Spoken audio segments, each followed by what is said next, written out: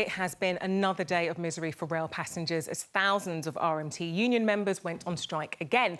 Now, they're staging two 48-hour strikes this week. As you can see right here, those aren't the only rail strikes this month. Drivers in the ASLEF Union will walk out tomorrow. Meanwhile, next Thursday, Prospect members who work on London's new Elizabeth line will also go on strike. Well, our correspondent Simon Vigar is at London's Waterloo Station for us tonight. OK, so Simon, we're just 4 days into the new year and this is the second day of strike action. Is there any sign at all that this dispute can be resolved?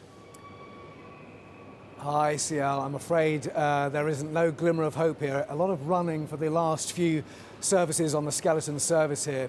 The new General Secretary of the TUC, which represents most of the unions, has been speaking today. He says he believes that most of the public still are on their side. He's warned the government against bringing in any new anti-strike legislation. He thinks that might be on the cards. And he told us he wants a face-to-face meeting with the Prime Minister.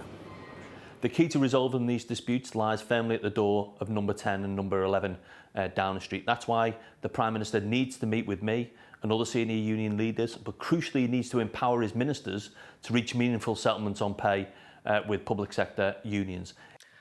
So the call for ministers to finally step in and get involved, but ministers have always pushed back. Yeah, they have. They don't want to go back to the days of what they called beer and sandwiches at number 10 when union leaders met politicians directly. Of course, Mick Lynch of the RMT, he says that the politicians are pulling the strings in all of this anyway, something that the government denies.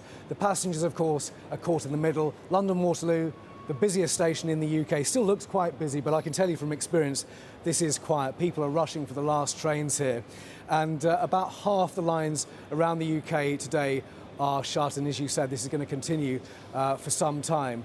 Anecdotally, road traffic levels are down, so it looks like people are doing a lot of working from home, something they learned during COVID.